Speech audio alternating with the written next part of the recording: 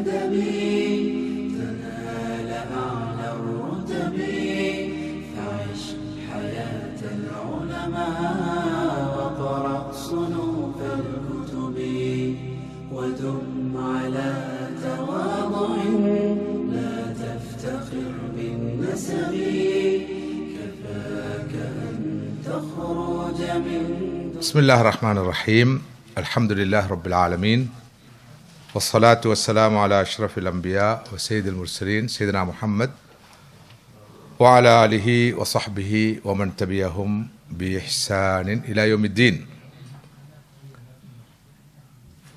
எனது பேரன்புக்கும் பெருமதிப்புக்கும் உரிய சகோதரர்களே, சகோதரிகளே, தாய்மார்களே, ஈமானி உறவுகளே, அஸ்ஸலாமு அலைக்கும் வரஹ்மத்துல்லாஹி வபரகாத்துஹு. அல்லாஹ்வுடைய கிருபையினால் சூரா அல் கஹ்ஃப் என்ற அல் குர்ஆனிய அத்தியாயத்தின் ஒளியிலே இறை நம்பிக்கையும் உலோகாயதவாதமும் அல்லது சடவாதமும் என்ற தலைப்பிலான இந்த 2 நாள் அமர்விலே, 2ஆம் நாள் அமர்விலே சந்திக்கின்ற சந்தர்ப்பம் எனக்கும் உங்களுக்கும் கிடைத்திருக்கின்றது. நேற்றைய அமர்விலே மெட்டீரியலிசம் என்றால் என்ன, அதனோடு சம்பந்தப்பட்ட செக்யூலரிசம் என்பது எதனை குறிக்கின்றது, நானும் நீங்களும் வாழ்ந்து கொண்டிருக்கின்ற இந்த காலத்திலே எந்தளவு தூரம் மெட்டீரியலிசம் என்று சொல்லப்படுகின்ற இந்த கொள்கையின் பாதிப்பும் தாக்கமும் பரவலாக நிலவுகின்றது. இந்த கொள்கை எந்த அளவு தூரம் மனித சமுதாயத்தை மாத்திரமல்ல முஸ்லிம் உம்மாவையும் கடுமையாக பாதித்து வருகிறது என்பன போன்ற விஷயங்களை கலந்துரையாடியது போல, மெட்டீரியலிசம் என்ற இந்த கொள்கை இஸ்லாமிய கோட்பாடோடு எவ்வாறு பயங்கரமாக முரண்படுகிறது என்பது பற்றியும் கலந்துரையாடினோம். இந்த மெட்டீரியலிசம் என்ற கொள்கை பரவலாக விளங்கியோ விளங்கப்படாமலோ மக்களால் உள்வாங்கப்பட்டு நம்பப்பட்டு வருகின்ற காரணத்தினால் எவ்வாறான பாதிப்புகள் விளைவுகள் சமுதாயத்தில் நிலவுகின்றன என்பது தொடர்பிலும் நேற்றைய நமது அமர்விலே கலந்துரையாடியமை உங்களுக்கு நினைவில் இருக்கும் என்று நம்புகின்றேன். மௌலானா அபுல் ஹசன் அலி அன் நதவி என்ற அறிஞர், உலக புகழ் பெற்ற ஒருவர், உபகண்டத்திலே, இந்திய உபகண்டத்திலே, இந்தியன் சப்கான்டினென்டிலே பிறந்து வாழ்ந்த ஒரு மனிதராக இருந்தாலும் 20ஆம் நூற்றாண்டின் இறுதிப் பகுதியிலே உலகளாவிய ரீதியில் அறியப்பட்ட ஒரு முக்கியமான பேரறிஞராக மௌலானா அபுல் ஹசன் நதி அவர்கள் இருக்கிறார்கள். அவர்கள் சூரா அல் கஹ்ஃபுக்கு ஒரு அற்புதமான விளக்க உரையை எழுதியிருக்கிறார்கள். அஸ்ஸிரா பைனல் ஈமானி வல் மாத்தியா தஅம்முலாத் ஃபி சூரத்தில் கஹ்ஃப். அரபு மொழியிலே இந்த புத்தகம் இந்த பெயரில் தான் அச்சிட்டு வெளியிடப்பட்டது. இறை நம்பிக்கைக்கும் செக்யூலரிசத்துக்கும் இடையிலான, மெட்டீரியலிசத்துக்கும் இடையிலான மோதல், முரண்பாடு சூரா அல் கஹ்ஃபுடைய ஒளியிலே இந்த விஷயம் பார்க்கப்பட வேண்டும் என்ற வகையிலே அவர் எழுதிய நூல் இது. ஆங்கில மொழியிலும் பெயர்க்கப்பட்டிருக்கிறது, ஃபெய்த் வர்சஸ் மெட்டீரியலிசம். தமிழ் மொழியிலும் இந்த நூல் மொழிபெயர்க்கப்பட்டிருக்கிறது. கண்டிப்பாக நானும் நீங்களும் வாசிக்க வேண்டிய ஒரு புத்தகம் என்று இந்த சந்தர்ப்பத்திலே நான் சிஃபாரிசு செய்ய விரும்புகிறேன். சூரா அல் கஹ்ஃபை படிக்கும் ஒருவர் நிச்சயமாக இறை நம்பிக்கையின் அவசியத்தை புரிந்து கொள்வார். இறை நம்பிக்கை என்பது அல்லது ஆன்மீகம் என்பது, ஸ்பிரிச்சுவலிட்டி என்பது கட்புலனாகாத விஷயங்களை நம்புவது, எல்லா புலன்களுக்கும் அப்பாற்பட்ட விஷயங்களை நம்புவது, டிவைன் பவர் என்று சொல்லப்படுகின்ற தெய்வீக சக்தியை ஏற்று நம்புவது, ரெவலேஷன் என்று வழங்கப்படுகின்ற இறை வாக்கை வகையை நம்புவது, அதே போல மரணத்துக்கு பிறகுள்ள வாழ்க்கையை நம்புவது, மறுமையை நம்புவது, இவற்றோடு ஸ்பிரிச்சுவல் வேல்யூஸ் என்று சொல்லப்படுகின்ற ஆன்மீக விழுமியங்களை ஏற்று நம்புவது, இவற்றோடு மோரல் வேல்யூஸ் என்று சொல்லப்படுகின்ற பண்பாடுகளை ஏற்று நம்புவது, இவையெல்லாம் இறை விசுவாசம் பேசுகின்ற, ஆன்மீகம் பேசுகின்ற முக்கியமான தலைப்புகள், பொருள்கள். இறைவனுக்கு முழுமையாக தன்னை அர்ப்பணித்து அவனுக்கு கட்டுப்பட்டு வாழ்வதன் மூலமே விமோசனம் பெற முடியும், வெற்றி பெற முடியும், ஜெயசீலராக மாற முடியும் என்பதை இறை நம்பிக்கை சொல்லும், இறை விசுவாசம் சொல்லும், ஆன்மீகம் சொல்லும். மறுபக்கம் நான் நேற்று குறிப்பிட்டது போல இந்த மெட்டீரியலிசம் என்பது இதற்கு நேர் எதிரானதை சொல்லும். அங்கு அன்சீன் என்று சொல்லப்படுகின்ற விஷயங்களுக்கு இடமில்லை. டிவைன் பவர் என்ற ஒன்றை அவர்கள் ஏற்றுக்கொள்வதில்லை. ரெவலேஷன் ஒன்று இருப்பதை அவர்கள் அங்கீகரிப்பதில்லை. ஆஃப்டர் லைஃப் என்று ஒன்று கிடையாது. ஸ்பிரிச்சுவல் வேல்யூஸ், மோரல் வேல்யூஸ் என்றெல்லாம் எதுவும் கிடையாது. ரீசனிங் எதை சொல்கிறதோ அதை செய்வார்கள். சரி என்று சொன்னால் அது சரி, பிழை என்று சொன்னால் பிழை.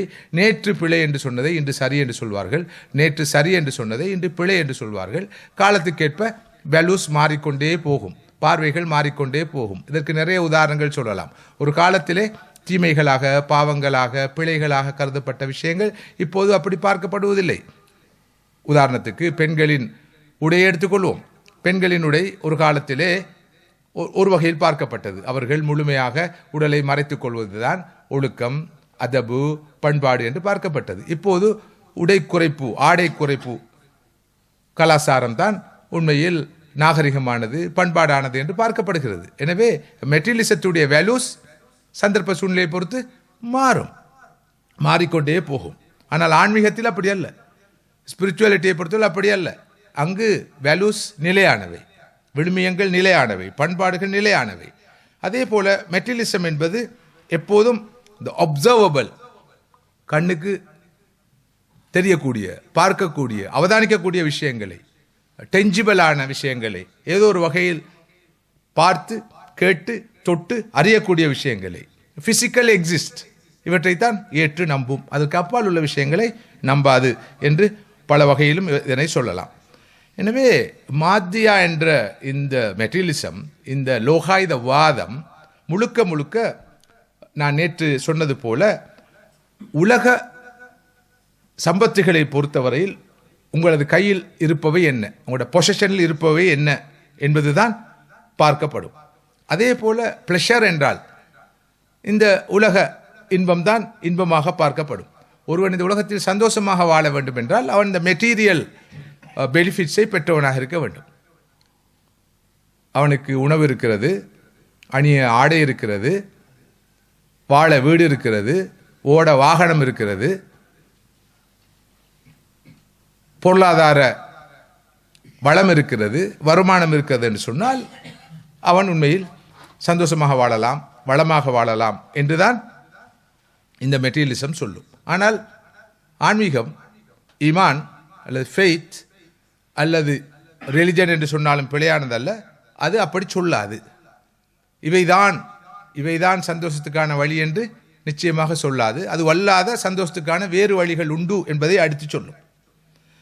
எனவே இந்த வகையில் இந்த மெட்டீரியலிசமும் ஃபெய்த்தும் பொதுவாகவும், மெட்டீரியலிசமும் இஸ்லாமும் குறிப்பாகவும் ஒன்றோடொன்று முட்டக்கூடியவை, மோதக்கூடியவை, முரண்படக்கூடியவை. நான் நேற்று குறிப்பிட்டது போல சூரால் கஹஃப் 4 கதைகளை சொல்கிறது. மெட்டீரியலிசத்துடைய 4 பெரும் பில்லர்ஸ் என்று சொல்லக்கூடிய, தூண்கள் என்று சொல்லக்கூடிய விஷயங்களை நேற்று நான் குறிப்பிட்டேன். ஒன்று ஃபித்னத்து தீன், இரண்டாவது ஃபித்னத்து அல் இல்ம், மூன்றாவது ஃபித்னத்து அல் மால், நான்காவது ஃபித்னத்து அஸ் சுல்தா.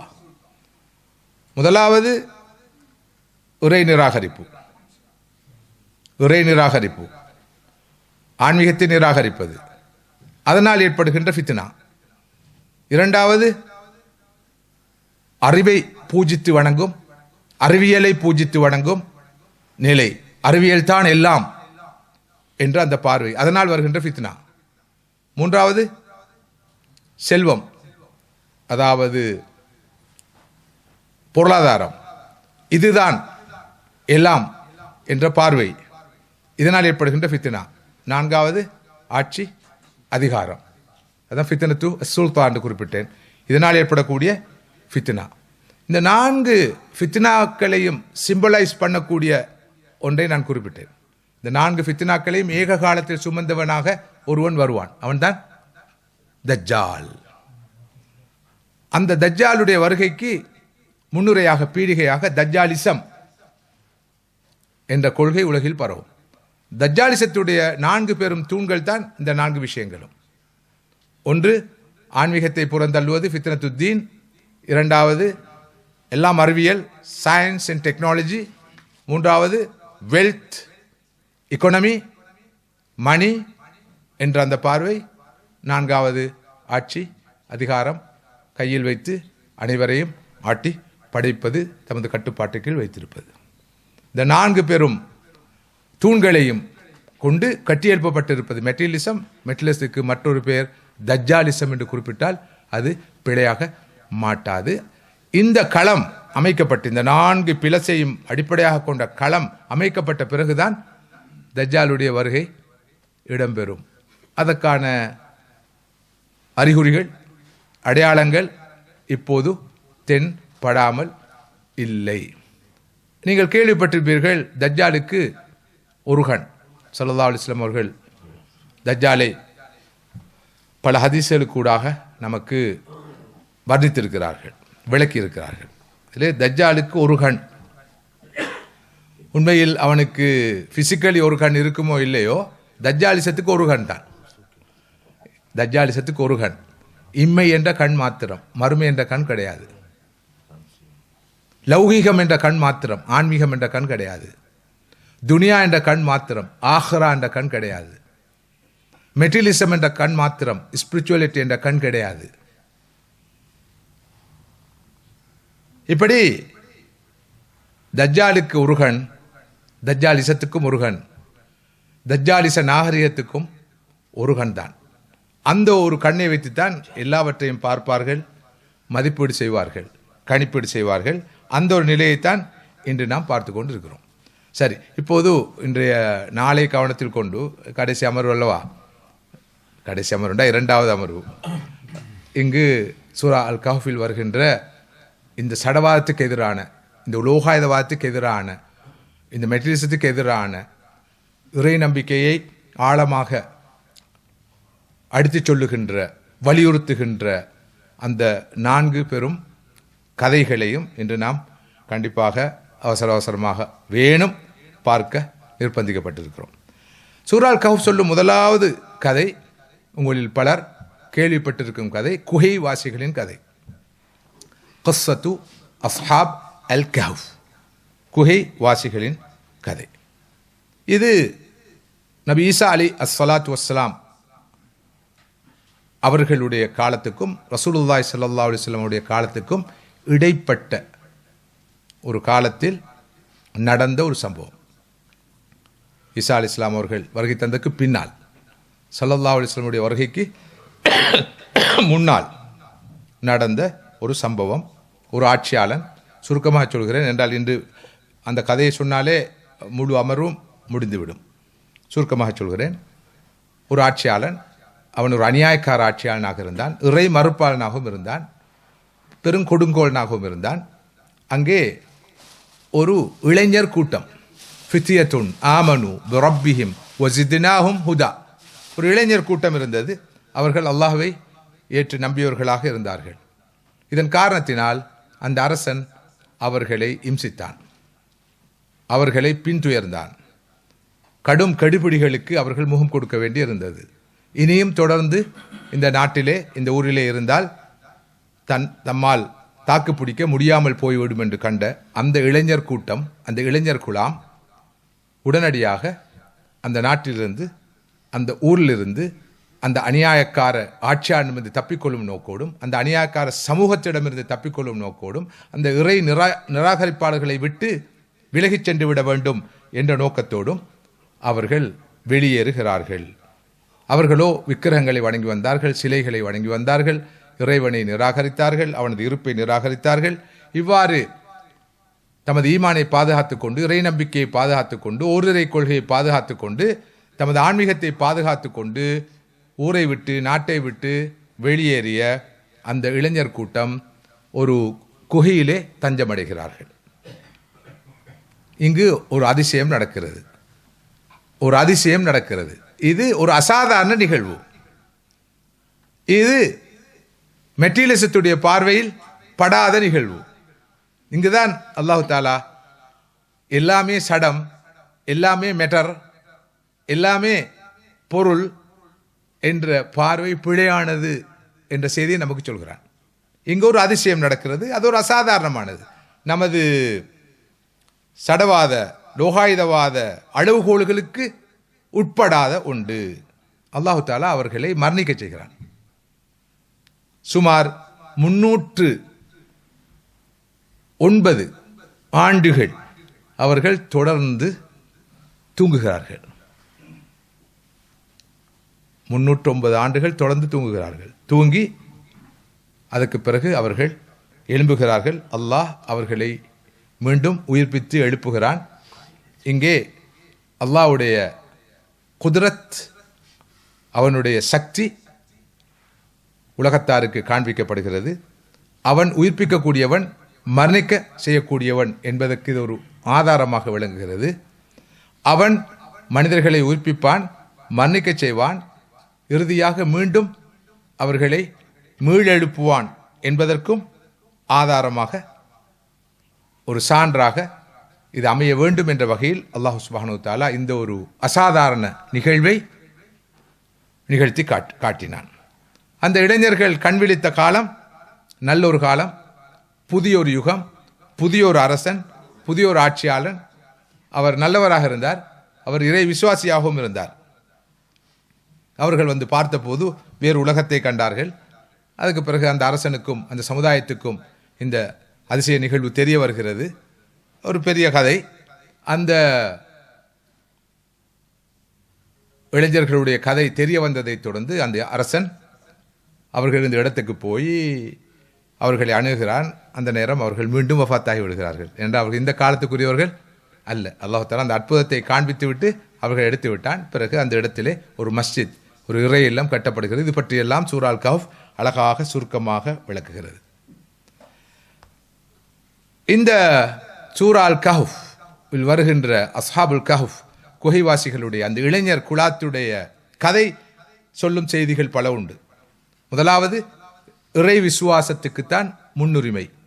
தன்னுடைய இறை நம்பிக்கையை, இறைவன் மீதான விசுவாசத்தை காத்துக்கொள்ள எந்த ஒரு தியாகத்தையும் செய்ய வேண்டும்.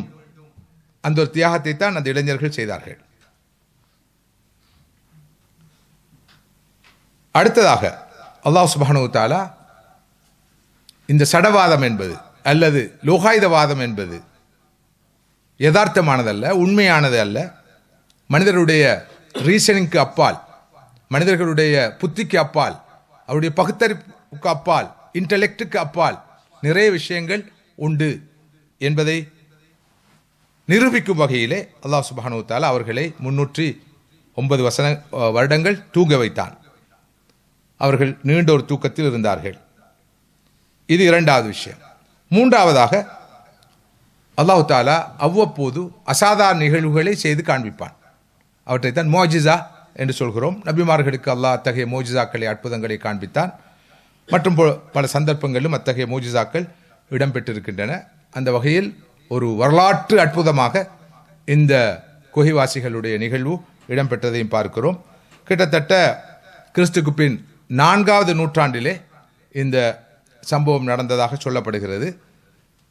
4வது நூற்றாண்டு அளவில், அதாவது கிறிஸ்துக்கு பின் 251 இவர்கள் மறைகிறார்கள்.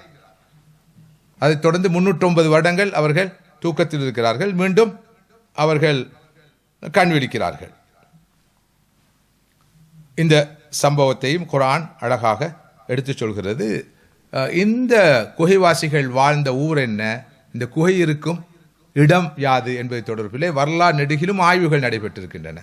ஒரு சாரார் சிரியாவிலே இருக்கும் ஒரு இடத்தை அடையாளம் கண்டு, ஒரு குகையை அடையாளம் கண்டு, அங்குதான் குகைவாசிகள் வாழ்ந்த அந்த இடம் இருக்கிறது, அந்த குகை காணப்படுகிறது என்று சொல்கிறார்கள். இன்னொரு சாரார் துருக்கியிலே ஒரு குறிப்பிட்ட இடத்திலே, இஸ்மீர் என்ற இடத்திலே இருக்கும் ஒரு இடம், அங்குதான் இந்த குகை இருக்கிறது என்று நிரூபிக்க முயற்சி செய்திருக்கிறார்கள். ஆனால் ஆழமான ஆய்வுகளின் முடிவின்படி இந்த குகை ஜோர்தானில் தான் இடம்பெற்றிருக்கிறது, அமைந்திருக்கிறது.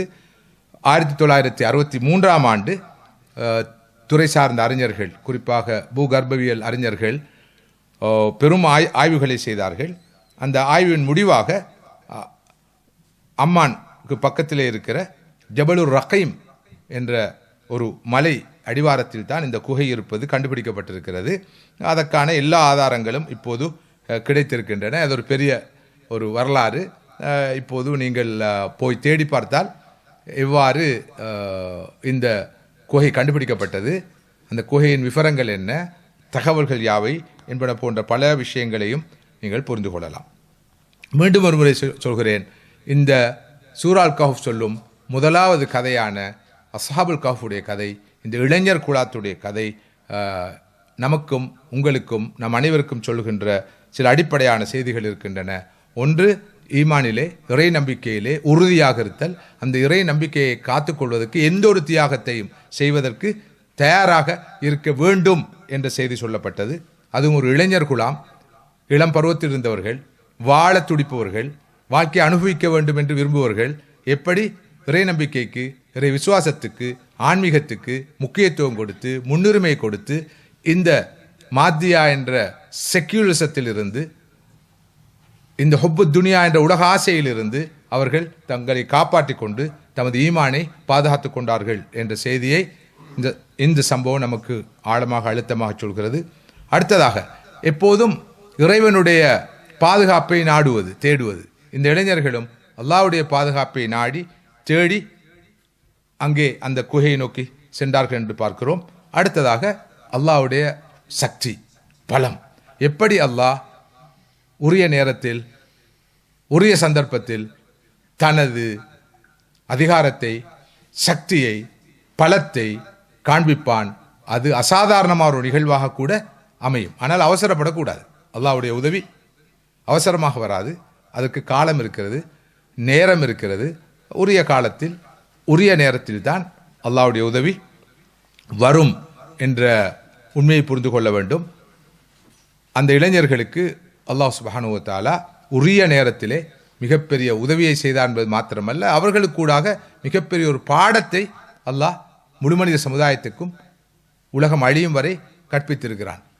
அவனை நம்பி, அவனை ஏற்று வாழ்பவர்களுக்கு அவன் எத்தகைய பாதுகாப்பை கொடுப்பான் என்பதற்கு இது மிகப்பெரிய ஒரு முன்னுதாரணமாக, ஆதாரமாக விளங்குவதை பார்க்கிறோம். ஆனால் அவசரப்பட்டு அல்லாஹ்வுடைய உதவியை யாரும் தேடக்கூடாது, நாடக்கூடாது. வஊது ஹத்தா அத்தாஹும் நஸ்ருனா, அவர்கள் கடுமையாக இம்சிக்கப்பட்டார்கள், கடுமையாக சோதிக்கப்பட்டார்கள். அதனை தொடர்ந்துதான் இறுதியாக நமது உதவி வந்தது. அல்லாஹ்வுடைய உதவி அவசரமாக வராது. அல் குர்ஆன் மற்றொரு இடத்தில் சொல்கிறது, ஹஸிப்தும் அன் தத்குல் ஜன்னா வலம்மா யாத்திக்கும் மஸலுல் லதீன ஹலவ் மின் கப்லிக்கும் மஸ்ஸத்துமுல் பஸ்ஸா வத்-தர்ரா வஸுல்ஸிலு ஹத்தா யகூல الرسول والذين آمنوا معه متى نصر الله ألا إن نصر الله قريب. உங்களுக்கு முன்பு வாழ்ந்த மனிதர்களுக்கு வந்த கஷ்ட நஷ்டங்கள், சோதனைகள் வராத நிலையிலேயே நீங்கள் சுவனம் நுழையலாம் என்று மனப்பால் கொடுக்கிறீர்களா, நினைத்து கொண்டிருக்கிறீர்களா? உங்களுக்கு முன்பு வாழ்ந்த மக்கள் கடுமையாக சோதிக்கப்பட்டார்கள், இம்சிக்கப்பட்டார்கள், ஆட்டி வைக்கப்பட்டார்கள். அல்லாஹ்வுடைய உதவி எப்போது வரும், எப்போது வரும் என்று அவர்கள் ஏங்கிக் கொண்டு இருக்கும் அளவுக்கு, ஏங்கக்கூடிய அளவுக்கு அவர்கள் சோதிக்கப்பட்டார்கள்.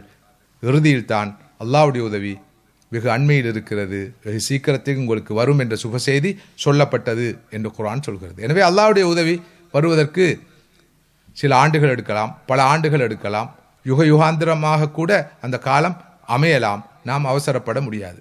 உதாரணமாக, இந்த பலஸ்தீன் மக்களுடைய போராட்டம், 70 வருட போராட்டத்துக்கு இன்னும் விடிவு கிடைக்கவில்லையே, அவர்களுக்கு வெற்றி கிடைக்கவில்லையே, இவ்வளவு பேர் அழிந்து விட்டார்களே, இறந்து விட்டார்களே, படுகொலை செய்யப்பட்டு விட்டார்களே, அப்பாவி குழந்தைகளும் அபலைகளும் பெண்களும் வயோதிபர்களும் இப்படியெல்லாம் அடிக்கப்படுகிற போது ஏன் அல்லாஹ்வுடைய உதவி இன்னும் வரவில்லை என்ற இந்த பார்வை இருக்கிறது, இது மெட்டீரியலிச பார்வை.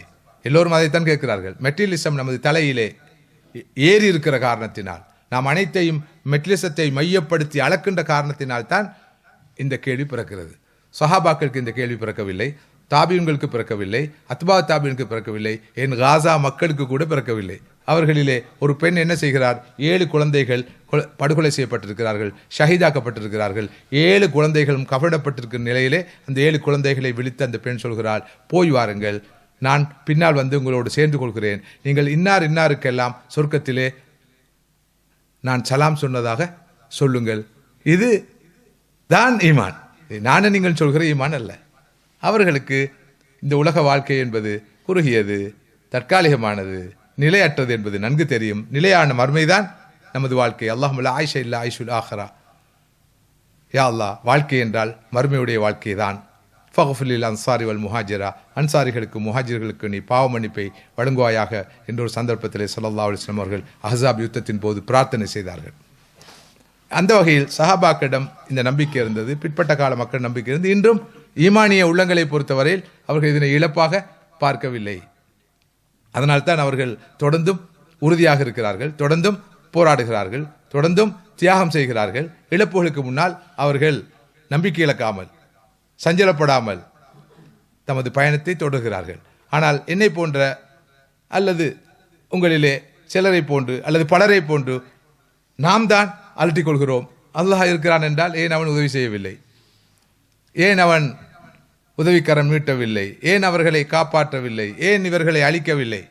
இது முழுக்க முழுக்க இந்த மாத்தியா என்ற பார்வை, இந்த சடவாத பார்வை, இந்த லோகாயத கொள்கையின் பின்புலத்தில் பார்ப்பது. அனைத்தும் எப்படி இருக்க வேண்டும்? பெருப்பேர்கள்லாம் டெஞ்சிபிளாக இருக்கணும், எல்லாம் பார்க்கக்கூடியதாக இருக்கணும், டச் பண்ணக்கூடியதாக இருக்கணும், காணக்கூடியதாக இருக்கணும், ஒப்சர்வபிளாக இருக்கணும். இது என்ன ஒன்றையும் காணலையே, எங்கே அல்லாட உதவி, அல்லாட உதவி, அல்லாட உதவி, அல்லாட உதவின்றா இப்படி நடக்கணும், இப்படி நடக்கணும், இப்படி நடக்கணும். இவ்வளோ நாள் தொழுகிறேன், எனக்கு இன்னும் தொழில் கிடைக்கலையே, இவ்வளோ நாள் குர்ஆன் ஓதுறேன், இன்னும் வருமானம் கூட இல்லையே, இவ்வளவு காலமும் ரமதானில் நோன்பு பிடிக்கிறேன், என்னுடைய சேலரி சம்பளம் இன்னும் கூட இல்லையே. எதோடு வந்து தொடர்படுத்துகிறார்கள்? இந்த மெட்டீரியலோடு தான் தொடர்படுத்துகிறார்கள். Material benefits. ஈமானும் மெட்டீரியலிசமும், ஃபெய்த்தும் மெட்டீரியலிசமும் ஒன்றோடு ஒன்று முட்டக்கூடியவை, மோதக்கூடியவை, முரண்பட்டவை. ஆனால் இந்த இந்த இந்த தெளிவை பெறாத காரணத்தினால் தான் பலபோது ஆன்மீக தொடர்பிலே, ஈமான் தொடர்பிலே, மார்க்கம் தொடர்பிலே, மத நம்பிக்கை தொடர்பிலே, இறை நம்பிக்கை தொடர்பிலே நமது உள்ளங்களிலே நிறைய கேள்விகள் பிறக்கின்றன. பாருங்கள், எல்லோரும் சொல்கிற விஷயம் உண்டு. அவன் இறை நிராகரிப்பாளனாக இருக்கிறான், கெட்டவனாக இருக்கிறான், பாவியாக இருக்கிறான், அவனிடம் தொழுகை இல்லை, நோன்பு இல்லை, மார்க்கம் இல்லை, ஒடுக்கம் இல்லை, பண்பாடு இல்லை, எப்படி நல்லா இருக்கிறான்? நாம பாருங்க, இவ்வளவெல்லாம் நல்லா இருக்கிறோம், அல்லாஹ்வை பயந்து வாழ்கிறோம், அல்லாஹ் கட்டுப்பட்டு வாழ்கிறோம், வழிபட்டு வாழ்கிறோம், நன்மை செய்கிறோம். ஏன் நம்ம நிலைமை எப்படி இருக்குது? என்ன அந்த நம்ம நிலைமை இப்படி இருக்குதுண்டா என்ன, அவன் நிலைமை அப்படி இருக்கின்றா என்ன? அந்த அப்படியும் இப்படியும் அது என்ன? அது மெட்டீரியல் பெர்ஸ்பெக்டிவ். அப்போ மெட்டீரியல் பெர்ஸ்பெக்டிவ் என்பது இஸ்லாத்துக்கு எதிரானது, முழுக்க முழுக்க முரணானது. அதைத்தான் சூரா கஹஃப் சொல்கிறது. உதாரணமாக அந்த இளைஞர்கள் எப்படி யோசிச்சிருக்க வேண்டும்? அடி, முழு நாடும் வழிகட்டில் இருக்கிறது, அரசன் முதல் குடிமக்கள் வரை எல்லோரும் அல்லாஹ்வுக்கு இணை வைத்துக் கொண்டிருக்கிறார்கள், குஃப்ரில் இருக்கிறார்கள், ஷிர்கில் இருக்கிறார்கள், பாவிகளாக இருக்கிறார்கள். நாங்கள் மாத்திரம்தான் அல்லாஹ்வை ஏற்று நம்பும் நல்லடியார்கள். ஏன் நமக்கு இந்த நிலைமை? நாம் ஏன் ஓடி ஒழிக்க வேண்டும்? ஏன் நாம் குகையை நாட வேண்டும்? நமக்கு வாழ்க்கை என்று ஒன்று இல்லையா? வாழ்வாதாரம் என்று ஒன்று இல்லையா? வாழ்க்கையை அனுபவிப்பது என்று ஒன்று இல்லையா? குடும்ப வாழ்க்கை என்று ஒன்று இல்லையா? எதுவுமே அவர்கள் யோசிக்கவில்லை. ஏனென்றால் எப்போதும் ஈமான் என்பது இந்த பார்வையிலிருந்து வேறுபடும், வித்தியாசப்படும், டோட்டலி வித்தியாசப்படும். ஆனால் நானும் நீங்களும் மெட்டீரியலிசத்தையும் இஸ்லாத்தையும் ரெண்டையும் இணைத்து ஒரு புதிய மதத்தை உருவாக்கி இருக்கிறோம். அந்த அக்பர் என்ற ஒரு ஆட்சியாளன் இந்தியாவில் இருந்தான், முகலாய ஆட்சியாளர்கள் ஒருவன். அவன் தீனே இலாஹி என்ற ஒரு புதிய மதத்தை உருவாக்கினான். இஸ்லாம், இந்து சமயம் அடங்கலாக பல மதங்களை ஒன்றாக சேர்த்து ஒரு புதிய கொள்கையை உருவாக்கினான். தனி வரலாறு. ஆனால் அக்பர் இந்திய மண்ணிலே கொண்டாடப்படுகிறார். அவுரங்கசீப் போன்ற நல்லாட்சியாளர்கள் மோசமானவர்களாக சித்தரிக்கப்படுகிறார்கள். வரலாற்று நூல்களில் கூட, பாடசாலை, அதாவது பள்ளிக்கூட டெக்ஸ்ட் புக்ஸ் என்று சொல்லப்படுகிற பாடநூல்கள் கூட நல்லவர்கள் மோசமானவர்களாகவும் மோசமானவர்கள் நல்லவர்களாகவும் சித்தரிக்கப்படுகிற நிலை ஒன்று இருக்கிறது, வரலாறு திரிக்கப்படுகிறது. அக்பருடைய தீனே இலாஹி போல நாமும் சில போது மெட்டீரியலிசமும் இஸ்லாமும் கலந்த ஒரு கொள்கையை உருவாக்கி இருக்கிறோம். எனவே இஸ்லாத்தை மெட்டீரியலிசத்துடைய பார்வையில் பார்க்கிறோம், மெட்டீரியலிசத்தை இஸ்லாமிய நோக்கில் பார்க்கிறோம். அது எப்படி அப்பா பரஸ்பர முரணான ஒன்றுக்கொண்டு முரண்படுகிற ரெண்டு பேரும் பயங்கரமான துருவங்களை ஒன்றாக சேர்த்து பார்ப்பது.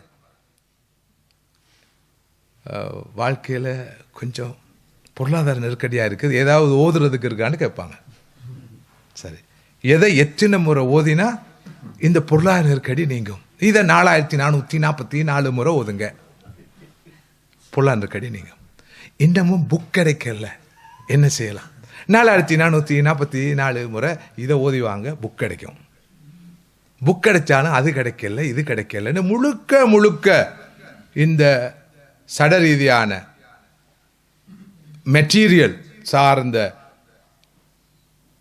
பெனிஃபிட்ஸ் அல்லது எக்ஸ்பெக்டேஷன்ஸ், எதிர்பார்ப்புகளை மையப்படுத்தி அவற்றை ஈமானோடு தீனோடு இஸ்லாத்தோடு தொடர்புபடுத்தி பார்ப்பது. பாருங்க, மார்க்கண்டு ஓடுறவண்ட நிலையை பாருங்க, மார்க்கம் இல்லாமல் வாழ்றவண்ட நிலையை பாருங்க. இந்த ரெண்டு நிலையும் எதை வைத்து அளக்கிறார்கள்? எதை வைத்து அளக்கிறார்கள்? இவனுடைய வீட்டை வைத்து அவனுடைய வீட்டை வைத்து, இவன் வைத்திருக்கும் வண்டியை வைத்து அவன் வைத்திருக்கும் வண்டியை வைத்து, இவன் அணியும் ஆடையை வைத்து அவன் அணியும் ஆடையை வைத்து, இவனுடைய பேங்க் பேலன்ஸை வைத்து அவனுடைய பேங்க் பேலன்ஸை வைத்து. அப்படியா இல்லையா? இது ஈமானிய பார்வையே அல்ல, ஆன்மீக பார்வையே அல்ல, இறை நம்பிக்கை அடிப்படையாக கொண்ட பார்வையே அல்ல. இதை புரிந்து கொள்ள வேண்டும். பாருங்க, பார்ப்போம், நானும் பார்க்கிறேன், நீங்களும் பாருங்க, நாம் எல்லாரும் பார்ப்போம், பார்த்து கொண்டுதான் இருக்கிறோம். ஆனால் இதை தீனோட தொடர்புபடுத்தக்கூடாது என்பதைத்தான் சூரால் கஃபுடைய இந்த 4 கதைகளும் சொல்லுகின்றன.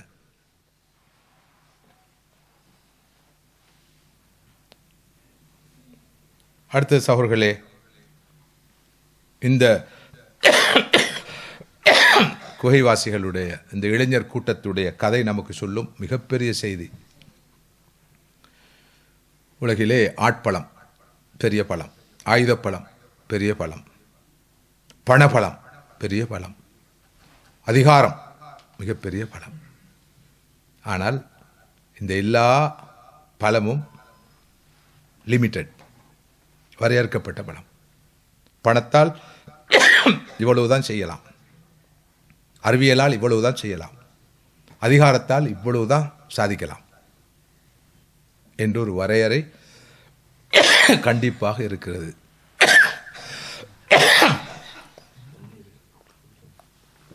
ஆனால் இறைவனுடைய பலம் இருக்கிறதே, அது அன்லிமிட்டட், அது அன்லிமிட்டட், அது வரையறுக்கப்படாத பலம்.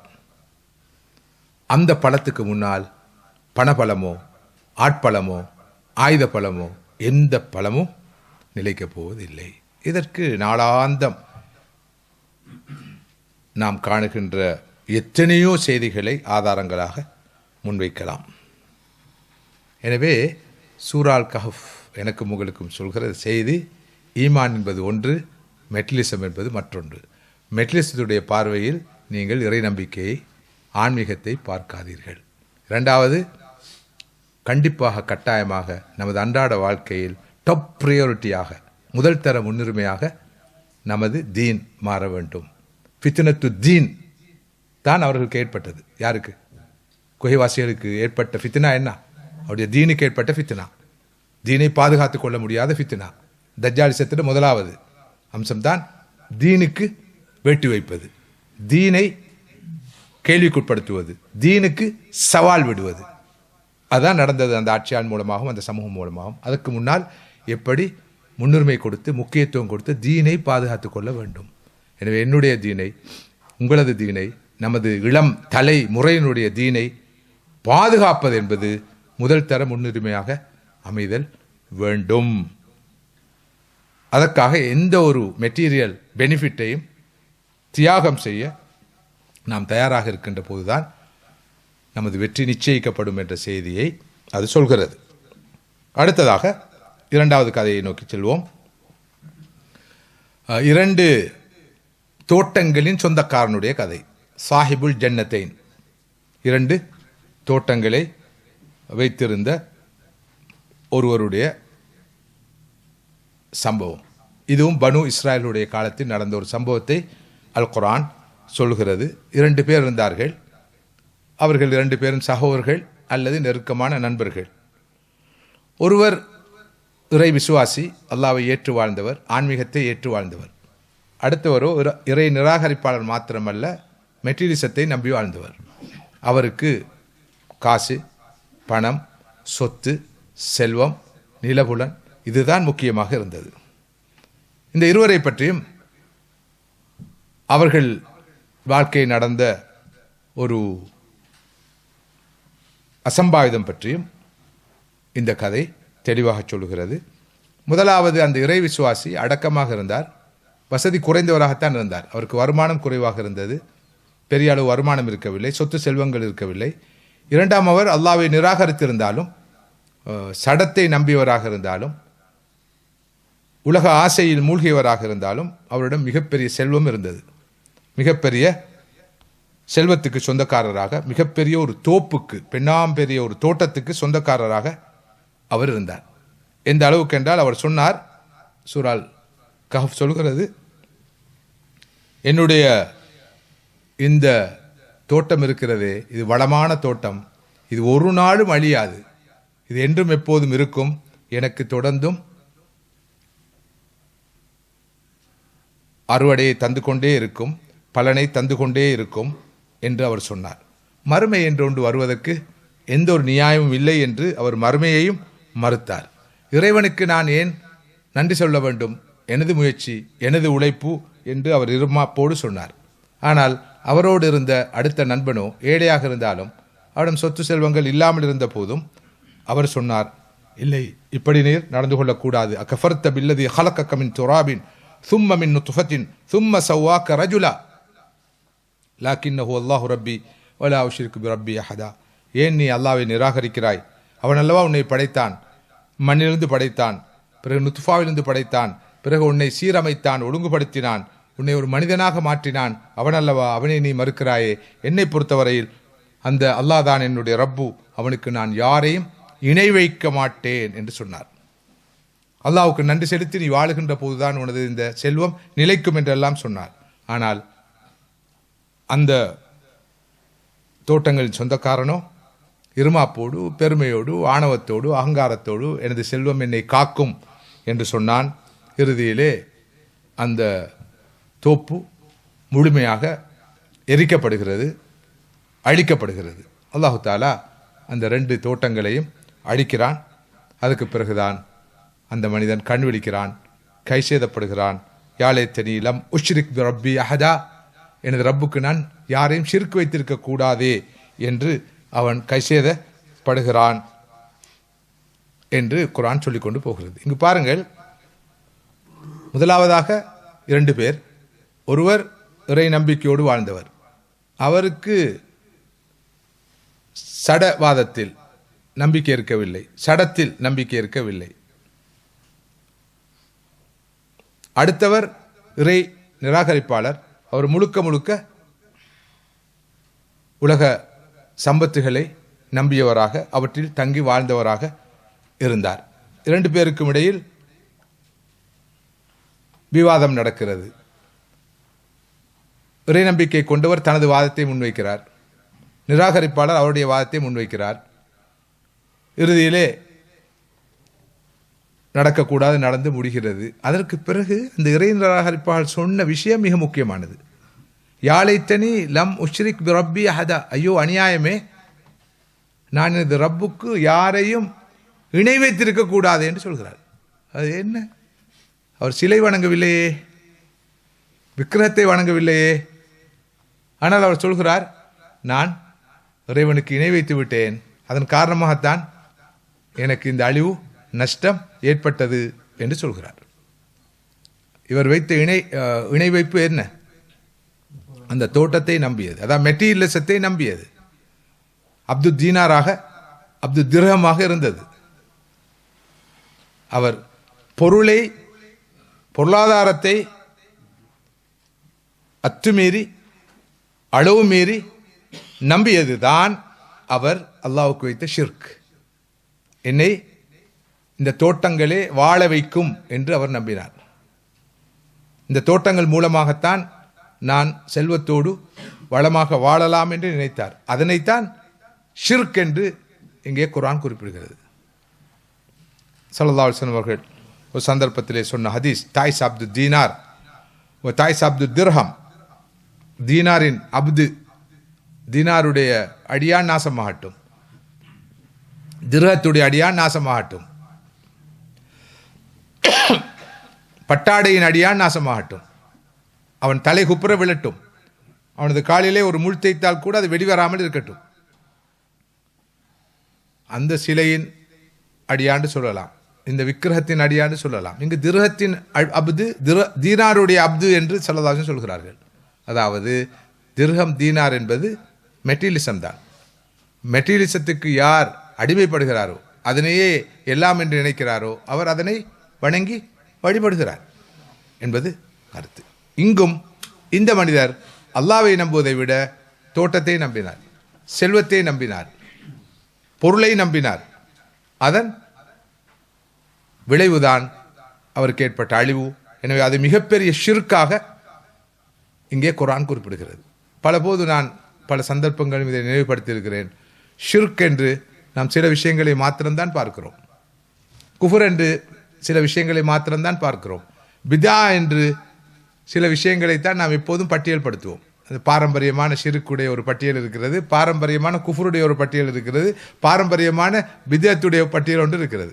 ஆனால் மிகப்பெரிய ஷிர்க்காக இந்த மெட்டீரியலிசம், இந்த திர்ஹமும் தீனாரும் மன்சிபும் ஜாகும் காசும் பணமும் உலக ஆசையும் சம்பத்துகளும் பதவி மோகமும் அதிகார வெறியும் மிகப்பெரிய ஷிர்க்காக பார்க்கப்படுகிறது, பார்க்கப்பட வேண்டும் என்ற செய்தியை தான் சூரா அல் கஹஃப் நமக்கு சொல்கிறது. சூரா அல் கஹ்ஃபுடைய முதலாவது கதையும் அதைத்தான் சொல்கிறது, இரண்டாவது கதையும் அதைத்தான் சொல்கிறது. ஆனால் முதலாவது கதை ஃபித்னத்து தீனோடு சம்பந்தப்படுகிறது, இரண்டாவது கதை ஃபித்னத்துல் மால், ஃபித்னத்து அல் மால், அதாவது பொருள், வெல்த்தோடு சம்பந்தப்பட்டது. அதாவது ஒரு மனிதனுடைய ஈமானிய வாழ்க்கைக்கு, ஆன்மீக வாழ்க்கைக்கு அச்சுறுத்தலாக முதலாவது அமைவது அவனது ஆன்மீகம் அச்சுறுத்தப்படுவது, ஈமான் அச்சுறுத்தப்படுவது நேரடியாக.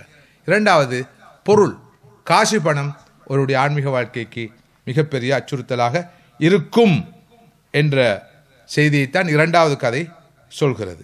எனவே சுருக்கமாக சொல்வதாக இருந்தால், இரண்டாவது கதை சாஹிபுல் ஜன்னத்தைன், இரண்டு தோப்புகளின் சொந்தக்காரனின் கதை நமக்கு சொல்கிற சில செய்திகள் உண்டு. மேலதிகமாக ஒன்று அரகன்ஸ், ஆணவம், அகங்காரம், செல்வச்செருக்கு என்று சொல்லுவோம் அல்லவா, செல்வச்செருக்கு. நான் ஒரு பணக்காரன், நான் ஒரு செல்வந்தன், என்னிடம் காசு பணம் இருக்கிறது என்று இருமாப்போடு ஒருவன் நடந்து கொள்வது எவ்வளவு பயங்கரமானது. அதன் விளைவைத்தான் அவன் அங்கே அனுபவித்தான். எஸ். அடுத்ததாக குஃப்ரு நிஅமா, அல்லாஹ் நமக்கு தந்த அருளை மதிக்காமல் நன்றி கட்ட விதத்தில் நடந்து கொள்வது எவ்வளவு பயங்கரமான விளைவை தரும். அல்லாஹ் கொடுத்த செல்வம், ஆனால் அவன் அதனை நிராகரித்தான். இப்போ நன்றி கட்ட விதத்தில் நடந்து கொள்வது எவ்வளவு பெரிய அழிவை ஏற்படுத்தும் என்ற செய்தியை சொல்கிறது. அடுத்ததாக மிக முக்கியமான மற்றொரு செய்தி, இந்த உலக சம்பத்துகள் என்பவை நிலையற்றவை. பாருங்கள், அவ்வளவு பெரிய தோப்பு ஒரு சில நிமிடங்களில் எரிந்து சாம்பலாகிவிட்டது. எனவே உலகிலே ஒருவர் வைத்திருக்கிற சொத்து செல்வம் என்பவை நிலையற்றவை, நிலையானவை அல்ல. வல் பாக்கியாத்து ஸாலிஹாத்து கைருன், நிலையான நற்கர்மங்கள் தான் ஒருவருக்கு சிறந்தவை, நல்ல எதிர்பார்ப்பை கொடுக்க வல்லவை என்று சூரத்துல் கஹ்ஃபுடைய மற்றொரு வசனம் சொல்வதை பார்க்கிறோம். அதே போல ஒருவர் கையில் செல்வத்தை வைத்திருக்கலாம், காசு பணத்தை வைத்திருக்கலாம், தாராளமாக வைத்திருக்கலாம், சம்பாதிக்கலாம், தேடலாம், உழைக்கலாம், அதில் எந்த பிரச்சனையும் இல்லை. ஆனால் அவரிடம் இந்த மெட்டீரியலிச பார்வை இருந்தால், மெட்டீரியலிசம் என்ற அந்த கொள்கை அந்த நம்பிக்கை, அந்த கோட்பாடு இருந்தால் அது எவ்வளவு பெரிய அழிவை ஏற்படுத்தும்.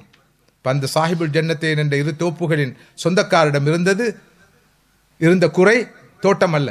அவரிடம் தோட்டம் இருந்ததல்ல பிரச்சினை. 2 தோப்புகளுக்கு சொந்தக்காரனாக இருந்தது பிரச்சனையே அல்ல. அவருடைய பிரச்சனை என்ன? அவருடைய பார்வை, அந்த மெட்டீரியலிச பார்வை தான். அந்த மெட்டீரியலிச பார்வைக்குள் நிறைய இருக்குது. குஃப்ரு நியாமா இருக்குது, அரகன்ஸ் இருக்குது, நிறைய விஷயங்கள் இருக்குது.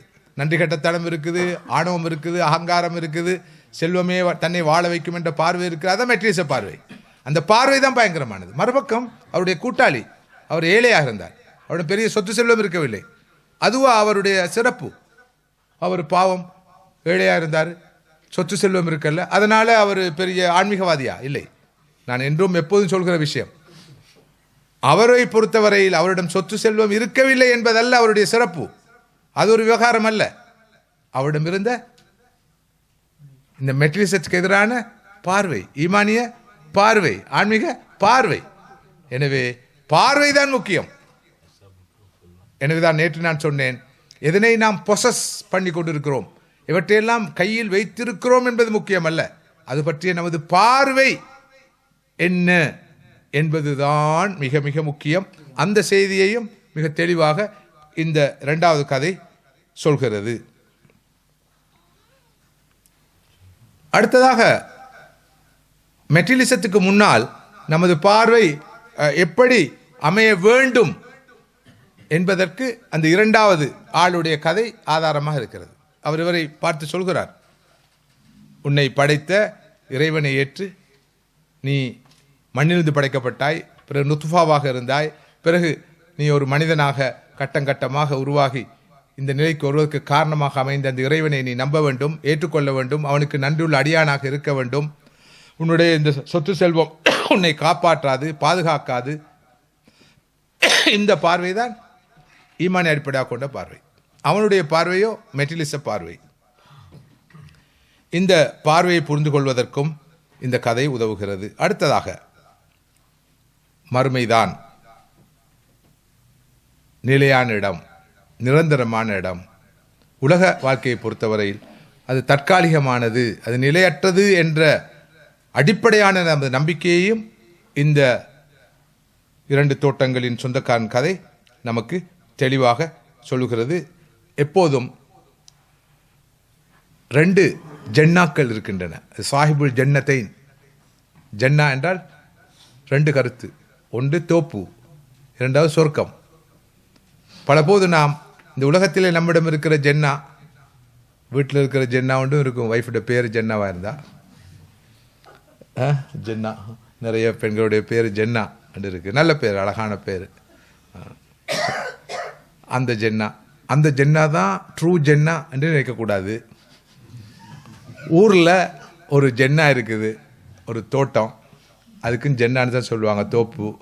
அதுதான் ஜென்னான்னு நினைக்கக்கூடாது, அது ட்ரூ ஜென்னா அல்ல. அப்படி நினைக்கிறது மெட்டீரியலிச பார்வை, ஆன்மீகத்துக்கு எதிரான பார்வை, இறை நம்பிக்கைக்கு எதிரான பார்வை. இந்த ஜென்னா நல்லது, இது நல்லது, வரவேற்கத்தக்கது, சந்தோஷமானது. அந்த ஜென்னாவும் நல்லது, சந்தோஷமானது. ஆனால் ட்ரூ ஜென்னா அங்கு நமக்கு கிடைக்க இருக்கிற ஜென்னாதான் என்ற செய்தியையும் இந்த சாஹிபுல் ஜன்னத்தைன் 2 ஜன்னாக்களின் சொந்தக்காரன் கதை நமக்கு தெளிவாக எடுத்து சொல்லுகிறது. எனவே இதுவரை நாம் பார்த்த இந்த 2 கதைகளும் இந்த மெட்டீரியலிசம் என்ற பார்வை, சடவாதம் என்ற பார்வை, லோகேதவாதம் என்ற பார்வை, உலக ஆசை என்ற பார்வை, உலகத்துக்கு முன்னுரிமை கொடுக்கும் பார்வை, இஸ்லாமிய நோக்கிலே, ஈமானிய நோக்கிலே, அல்லாஹ்வுடைய பார்வையிலே எவ்வளவு பயங்கரமானவை என்பதை நமக்கு எடுத்து சொல்லும் வகையில் அமைந்திருப்பதை பார்க்கிறோம்.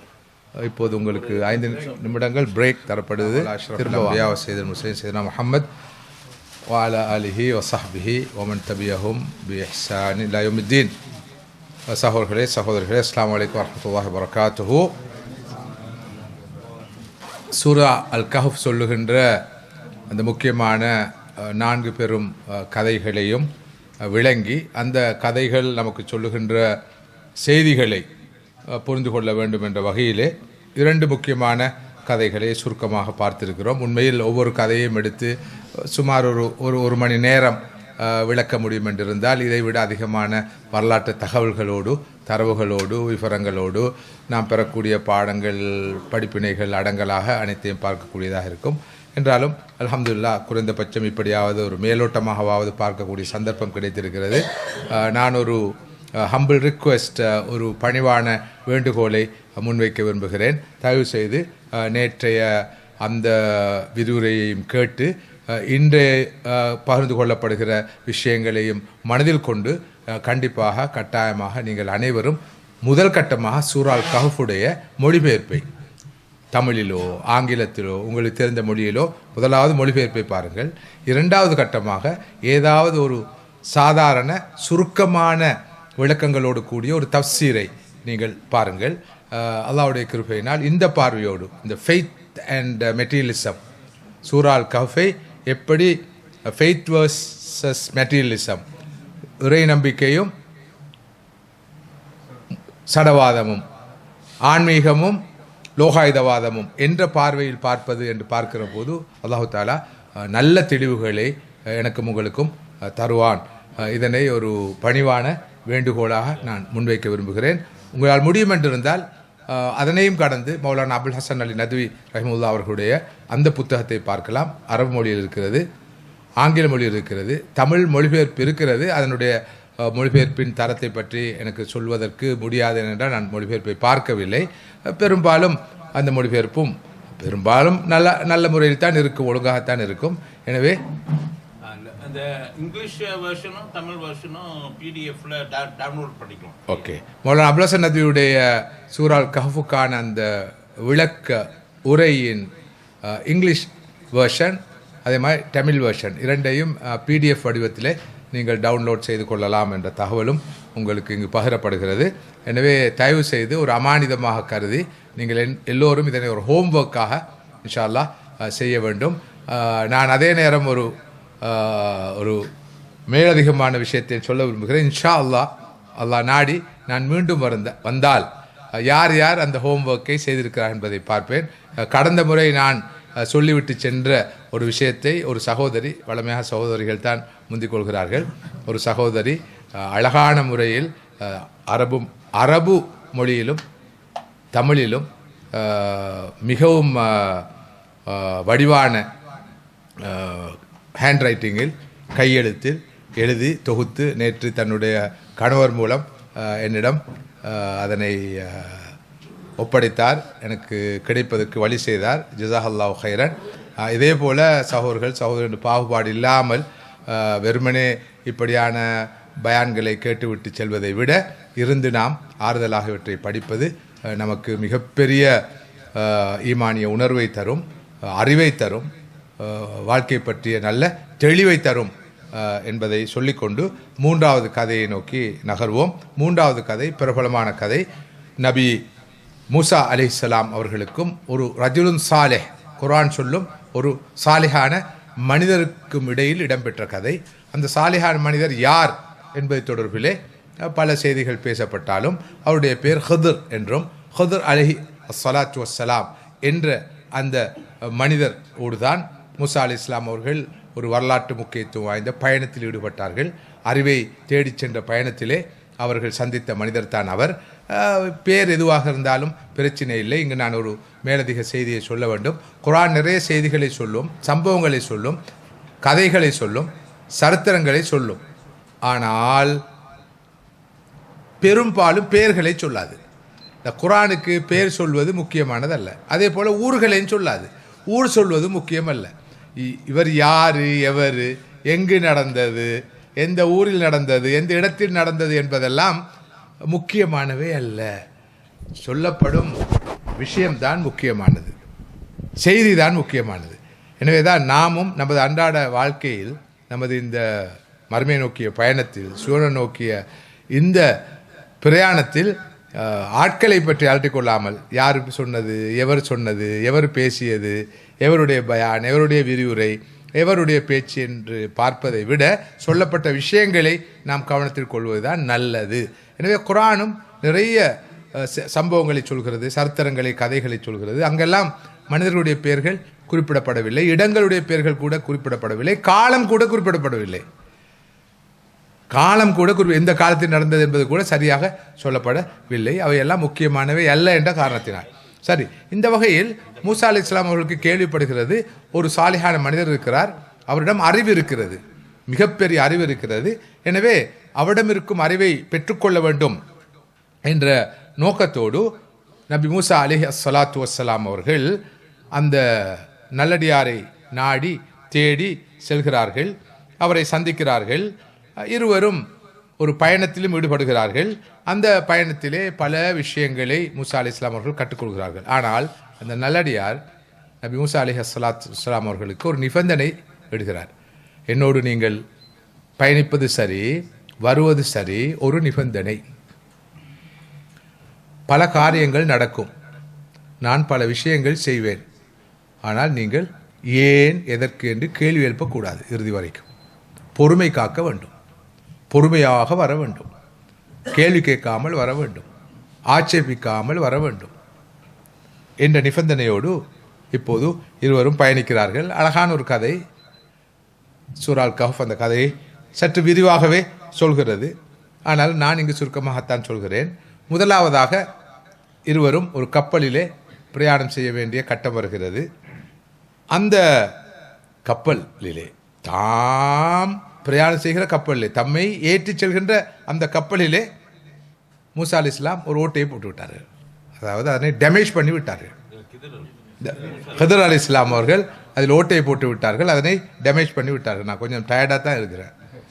எஸ், இன்றைக்கு ஸ்பெஷலாக நான் ஆரம்பம் முதல் இந்த கட்டம் வரைக்கும் ரொம்ப எக்ஸோஸ்டடாகவும் ரொம்ப டயர்டாகவும் இருக்கிறேன். அதுக்கான தெளிவாக வெளிப்பட்ட அந்த அடையாளம் தான் அது. மூசாவும் ஹிதரும் கூட குழம்புது, துவா செஞ்சுக்கோங்க. எனிவே, இரண்டாவதாக அவர்கள் ஓட்டை போடுகிறார்கள். ஹிதர் அலைஹிஸ்ஸலாத்து வஸ்ஸலாம் அவர்கள், நீங்கள்லாம் ரொம்ப விழிப்போடு இருக்கிறத பார்த்து நான் ரொம்ப சந்தோஷப்படுறேன். வழமையாக நான் விழிப்போடு இருப்பேன், நீங்கள் எப்படி இருப்பீர்கள் என்பதை நான் சொல்லி நீங்கள் விளங்க வேண்டியிருக்காது.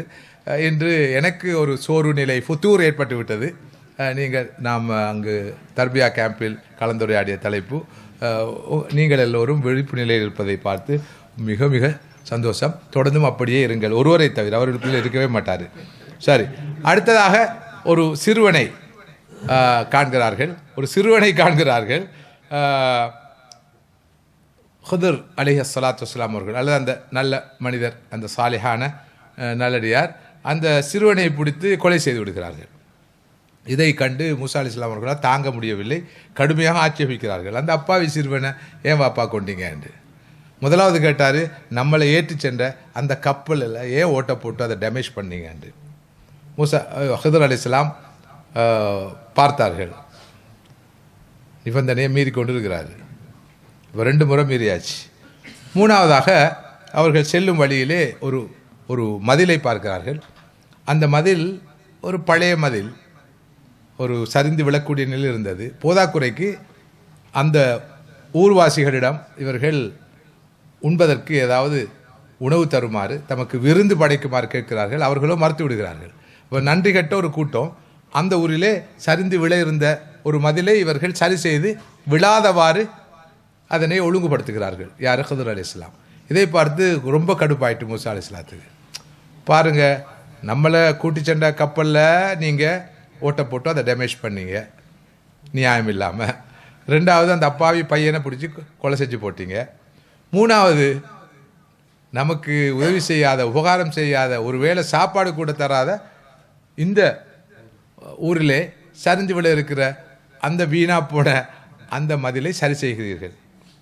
இப்படி மூணாவது அந்த சந்தர்ப்பத்திலே மூசா அலைஹிஸ்ஸலாம் அவர்கள் ரொம்ப ஆவேசத்தோடு தன்னுடைய ஆட்சேபனையை தெரிவிக்கிறார்கள். அந்த நேரத்திலே ஹிதர் அலைஹிஸ்ஸலாம் அவர்கள் சொல்லிவிட்டார்கள், ஹாதா ஃபிராக் பைனி வ பைனக், இனி போதும், இந்த பயணத்தை தொடர முடியாது. நீங்கள் கேள்வி கேட்டுக்கொண்டே இருக்கிறீர்கள், ஆட்சேபனை தெரிவித்து கொண்டே இருக்கிறீர்கள், மௌனமாக வருமாறு வேண்டிக் கொண்டேன், நீங்கள் பொறுமை காக்க தவறிவிட்டீர்கள்.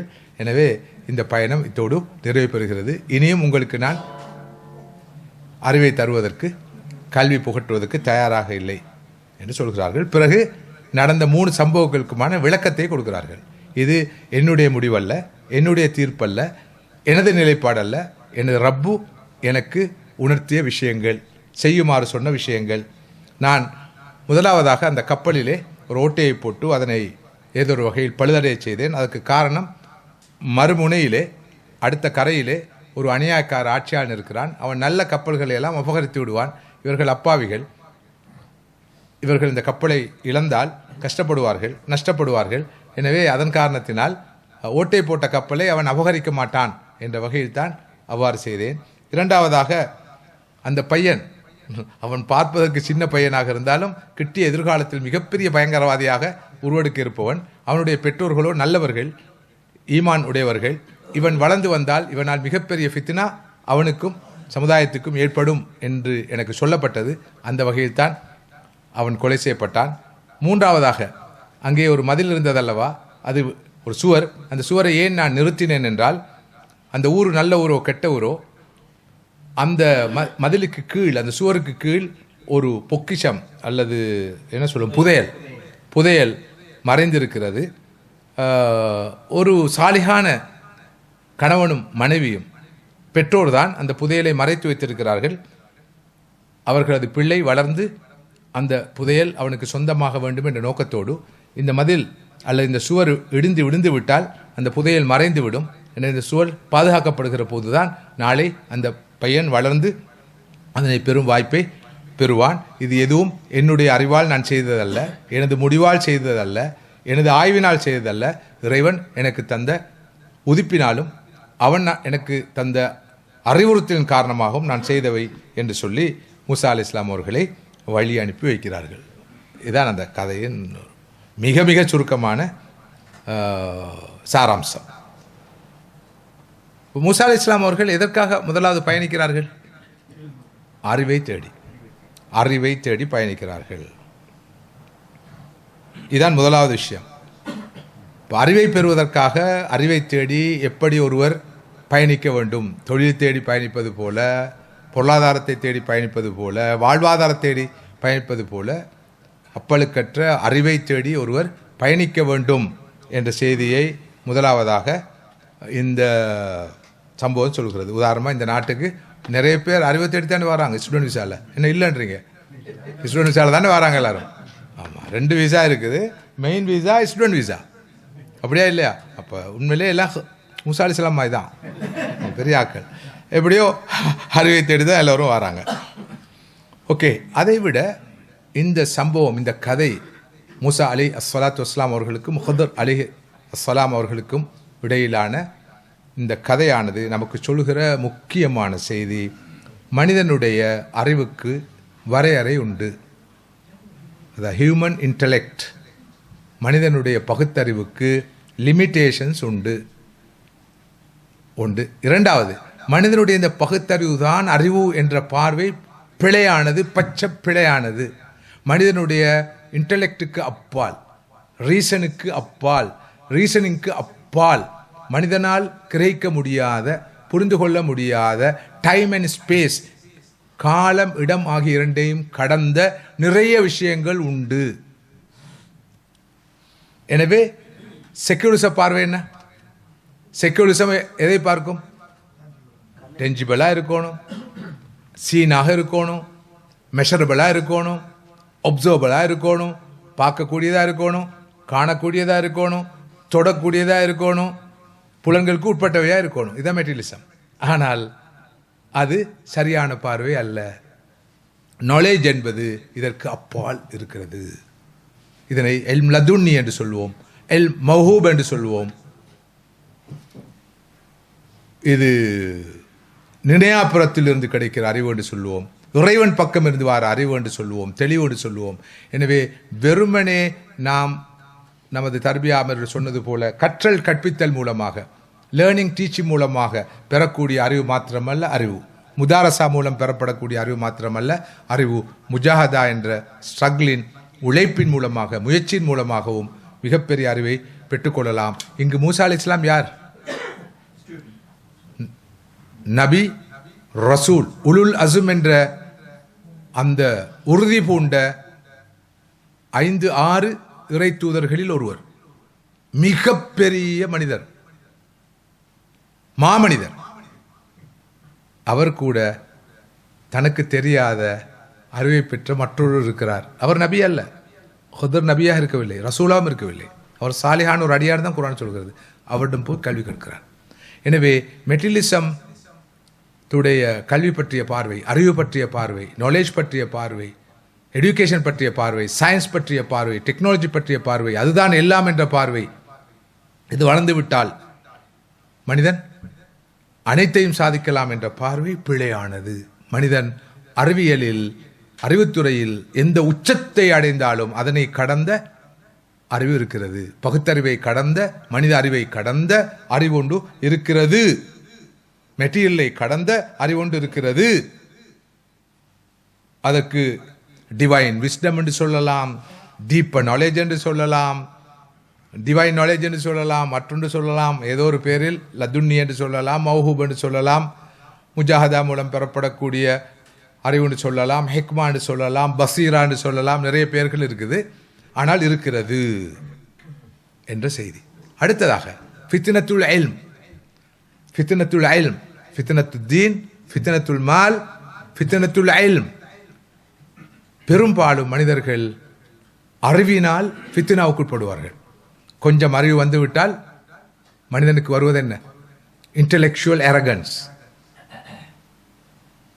அறிவு செருக்கு, அறிவு செருக்கு. அதனை நான் கொச்சையாக பழமையாக சொல்வதுண்டு, தத்துவ கிறுக்கு, வித்துவ காய்ச்சல் என்று. ஓ லெவல் படித்தா லேசான கிறுக்கு வரும், ஒரு ரிசல்ட்ஸ் வந்த உடனே. அட்வான்ஸ் ரிசல்ட் வந்த பிறகு இன்னும் கொஞ்சம் அது அதிகரிக்கும். ஒரு டிகிரியை முடித்தா அவருக்கு சிறகுகள் வரும். போஸ்ட் கிராஜுவேட் செஞ்சால் அவர் பறக்க ஆரம்பிச்சிருவார், அவரை பிடிக்க இல்லாமல் போயிடும். இல்லாமன் ரஹிம ரப்புஹு, அல்லாஹ் ரஹ்மத் செய்த நல்லடியார்களை தவிர. இங்கு மூசா அலைஹிஸ்ஸலாம் அவர்களுடைய பணிவை கண்டீங்களா? அவர்களுக்கு நாலேஜ் இருந்தது, ஆனால் அவரிடம் என்ன இது பணிவு, அடக்கம் இருந்தது. அதே போல அந்த ரஜுலுன் சாலிஹ், அவரிடமும் அடக்கம் இருந்தது. 2 பேரும் நாலேஜபிள், ஆனால் 2 பேரிடமும் அறிவிச்சருக்கு இருக்கவில்லை. மூசா அலைஹிஸ்ஸலாம் யோசிக்கணும், நான் சாதாரண ஒரு ஆளா? உலகின் முதல் 5-6 பேரில் ஒருவர், இறை தூதர், ரசூல், நபி, அனைத்தையும் அல்லாஹ் அவருக்கு கொடுத்திருந்தான். அப்படி இருந்த ஒரு சாதாரண மனிதன் போய் அறிவை பெறுகிறார். பெற்ற அறிவை வைத்து அவர் மமதை கொள்ளவில்லை, பெருமை கொள்ளவில்லை, அடக்கத்தோடு நடந்து கொள்கிறார். அடுத்ததாக ட்ரஸ்ட் இன் டிவைன் விஸ்டம். மூசா அலைஹிஸ்ஸலாம் ஹிதரை நம்புகிறார்கள். ஹிதருடைய ஒரு வேலையும் இவருக்கு விளங்குதில்லை. என்ன ஓட்ட போடுறாரு, பிறகு கொலை செய்கிறாரு, பிறகு வீணாக அந்த மதிலை தூக்கி நிறுத்துறாரு. ஆனாலும் மூசா அலைஹிஸ்ஸலாம் அவர்கள் விளக்கம் கேட்கிறார்கள். கேட்ட பிறகு ஏற்றுக்கொள்கிறார்கள். எனவே இந்த வகையில் பலபோது நாம் இறை இவனுடைய ஞானத்தில், அவனது ஹெக்மாவில், அவனுடைய அறிவில், அவனது கதிரில், அவனது தக்தீரில், அவனது கதாவில் நம்பிக்கை வைக்க வேண்டும். பார்க்கிற பார்வைக்கு இழப்பு போல் இருக்கும், நஷ்டம் போல் இருக்கும், கஷ்டம் போல் இருக்கும், பின்னடைவு போல் இருக்கும். ஆனால் அதுக்கு பின்னால் அல்லாஹு தாலா பெரிய ஒரு ஹைரை வைத்திருப்பான் என்று அல்லாஹ்வுடைய ஹெக்மா, அவனது விஸ்டம், அவனது டிவைன் விஸ்டம் மிகப்பெரியது என்ற உண்மையை மிக தெளிவாக இங்கு முன்வைக்கப்படுகிறது. மெட்டீரியலிசத்துக்கு இது படுமா? மெட்டீரியலிசம் என்ற மீட்டருக்கு இது படாது. செக்குலரிசம் என்ற மீட்டருக்கு இது படுமா? படாது. எனவே இவையெல்லாம் ஹிதர், மூசா அலைஹிஸ்ஸலாம் ஆகிய இருவருடைய கதையும் நமக்கு சொல்லும் செய்திகள். இவற்றோடு மற்றொரு முக்கியமான செய்திதான், அறிவை தேடி செல்லும் பாதையில், தெளிவை தேடி செல்லும் பாதையில், சத்தியத்தை தரிசிக்க செல்லும் பாதையில், குர்ஆனை சுன்னாவை கற்க செல்லும் பாதையில் சபுரு தேவை, பொறுமை தேவை. மூசா அலைஹிஸ்ஸலாத்தோட பயணம் இடையில் துண்டிக்கப்பட்டதுக்கு என்ன காரணம்? அவ்வளவு சொல்லியும் கேள்வி கேட்க ஆரம்பிச்சிட்டாங்க அவசரப்பட்டு, கொஞ்சம் பொறுமை காக்கல. இப்போ நாமும் பல போது கொஞ்ச நாள் வந்து பார்த்துட்டு ஓடுறலையா, எவ்வளவு நாள் தான் கேட்குறோம், ஒரு தெளிவும் இன்னும் பிறக்கல, ஆளை விட்டா போதும். இப்போ நீங்கள்லாம் வாரது இல்லையா? அங்கே வந்து என்ன புண்ணியம் ஸ்ரீதேவி, என்ன புண்ணியம், அவருக்கு தான் வேலை இல்லைன்னு வரான்டா, நமக்கு வேலையா இல்லை. ஆமாம், அப்படி கூட ஒருத்தர் சொன்னாரா, எங்கே தான் எல்லாரும் போகிறீங்கடா, உங்களுக்கு எல்லாம் வேலை சொல்லிட்டு ஒன்று கிடையாதா? இவ்வளவு தூரம் போகணுமா லெஸ்டருக்கு? பைத்தியக்கார பயல்கள் என்று ஒருவர் சொன்னதாக என்று பகல் கேள்விப்பட்டேன். நான் பாருங்க எவ்வளோ பெரிய புத்திசாலிண்டா. மூசா அலைஹிஸ்ஸலாம் எங்கே போனாங்க? இது லெஸ்டருக்கு போனதுக்கே கடும் ஆட்சேபனை. அதோ மல்டிபர்பஸோடு போனது, ஒரு நோக்கமாக அது அறிவை மட்டும் தேடுறதுக்காக போனது. 1 2 3 5 4 எத்தனையோ நோக்கங்கள். அல்ஹம்துலில்லாஹ் எல்லா நோக்கங்கள் நிறைவேறி இருக்கும். அதை கூட பொறுக்க முடியாது. அப்படியா இல்லையா? சரி. ஆனால் இங்கு மூசா அலைஹிஸ்ஸலாம் அவர்கள் அவ்வளவு பெரிய ஜான்பவான் எப்படி பொறுமையாக பயணிக்க வேண்டும் என்று எதிர்பார்க்கப்பட்டார்கள். இது நமக்கு சொல்கிற பெரிய ஒரு செய்தி இருக்குது. நீண்ட நாள் அல்லாஹ்வுடைய அந்த அருள் கிடைக்கும் வரை, தெளிவு பிறக்கும் வரை, ஞானம் கிடைக்கும் வரைக்கும் பொறுமையாக பயணத்தை தொடர வேணும் என்ற செய்தி. சரி, அடுத்ததாக நேரத்தில் கவனத்தை கொண்டு நாம் வேகமாக முடிக்க வேண்டியிருக்கிறது. துல்கர்னைன் அவர்களது வரலாறு சம்பவம் சொல்லப்படுகிறது. யார் துல்கர்னைன் என்பது தொடர்பிலே நிறைய கருத்து வேறுபாடு இருக்கிறது. இவர் ஒரு நபியாக இருந்தாரா இல்லையா என்பது தொடர்பிலே கருத்து வேறுபாடு இருக்கிறது. இவர் ஒரு அரசனாக இருந்தாரா இல்லையா என்பதிலே கருத்து வேறுபாடு இருக்கிறது. பெரும்பாலும் இவர் ஒரு நல்ல ஆட்சியாளராக இருந்தார் என்பதுதான் பலமான கருத்து. அந்த காலத்திலே ஒரு நல்ல ஆட்சியாளராக இருந்தார். இதுதான் இந்த ஃபித்னத்து சுல்தான், ஃபித்னத்து அத்தீன், ஃபித்னத்து அல்மால், ஃபித்னத்துல் இல்ம், ஃபித்னத்து சுல்தான். அல்லாஹ் ஆட்சியை தந்து அதிகாரத்தை தந்து நம்மை சோதிப்பான். அந்த சோதனையில் நாம் வெல்ல வேண்டும். வெல்வதாக இருந்தால் நம்மிடம் தேவை நீதி, நியாயம், ஜஸ்டிஸ். நியாயமாக நடந்து கொள்ள வேண்டும். துல்கர்னைன் உலகின் பல பாகங்களுக்கும் சென்றார். சென்று பெரிய இன்ட்ரெஸ்டிங்கான சம்பவங்கள்லாம் இருக்குது, கதைகள்லாம் இருக்குது. துல்கர்னைன் யார் என்று உலகத்தில் அறியப்பட்ட சில வரலாற்று கதாநாயகர்கள் கூட துல்கர்னைன் என்று வர்ணிக்கப்படுகிறார்கள். நான் அவசரப்பட்டு சொல்ல விரும்பவில்லை. அப்போ இந்த நல்ல அடியாராகவும் நல்லாட்சியாளராகவும் இருந்த துல்கர்னைன் எப்படி நல்லாட்சிக்குரிய குட் கவர்னன்ஸுக்குரிய பண்புகளை தன்மைகளை கொண்டவராக இருந்தார் என்பதை பார்க்கலாம். அவர் ஒரு ஊருக்கு போகிறார். அந்த பிரதேசத்தை கைப்பற்றுவதற்காக அவர் போகிறார். அங்கே ஒரு ஊரார் இவரிடம் வந்து முறைப்பாடு செய்கிறார்கள். பக்கத்திலே அநியாக்கார் ஒரு சமூகம் இருக்கிறது. அவர்கள் யார் என்பதை தொடர்பிலும் நிறைய செய்திகள் உண்டு. யாஜூஜ் மாஜூஜ் கூட்டம் அப்படி இப்படின்னெல்லாம். எப்படியோ ஒரு அநியாக்கார சமூகம். அவர்கள் அடிக்கடி நம் ஊரை வந்து தாக்குகிறார்கள். நாம் அவர்களால் கடுமையாக பாதிக்கப்படுகிறோம். பாதுகாப்பில்லாத நிலை நாம் இருக்கிறோம். எம்மை பாதுகாப்பதற்கு ஏதாவது ஒரு வழி செய்ய முடியாதா என்று கேட்டபோது அவர் ஒரு நல்லடியார், நல்ல ஆட்சியாளர். இந்த அப்பாவி மக்களுக்காக, இந்த பாதிக்கப்பட்ட மக்களுக்காக, இந்த அநீதிழைக்கப்பட்ட மக்களுக்காக ஏதாவது செய்தாக வேண்டும் என்ற வகையிலே அவர் பின்னாம் பெரிய ஒரு மதிலை கட்டினார், ஒரு அணையை கட்டினார். அந்த பக்கத்தில் இருக்கிற அந்த அநியாயக்காரர்கள் இந்த பக்கம் வர முடியாத வண்ணம் ஒரு பெரிய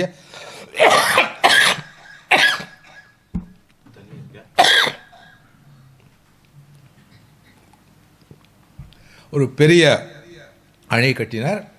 துல்கர்னைனுக்கு அல்லாஹ் ஆட்சி அதிகாரத்தை மாத்திரம் கொடுக்கவில்லை, ஆழமான அறிவை கொடுத்திருந்தான். இந்த காலத்து பாசையிலே அவர் ஒரு தொழில்நுட்பவியலாளராக இருந்தார்.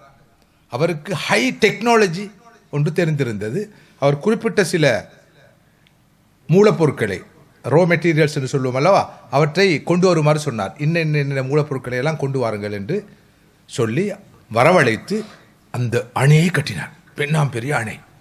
ஒரு பக்கம் ஆட்சி அதிகாரம், மறுபக்கம் அவருடைய அறிவு, ஆற்றல், அவருடைய தொழில்நுட்ப நிபுணத்துவம் இவையெல்லாம் இருந்தது. மறுபக்கம் அவர் ஒரு நல்லாட்சியாளராக இருந்ததால் அந்த அப்பாவி மக்களை காப்பாற்றுவதற்காக, அந்த பாதிக்கப்பட்ட மக்களை காப்பாற்றுவதற்காக அத்தகைய ஒரு பெரிய பணியை செய்தார்.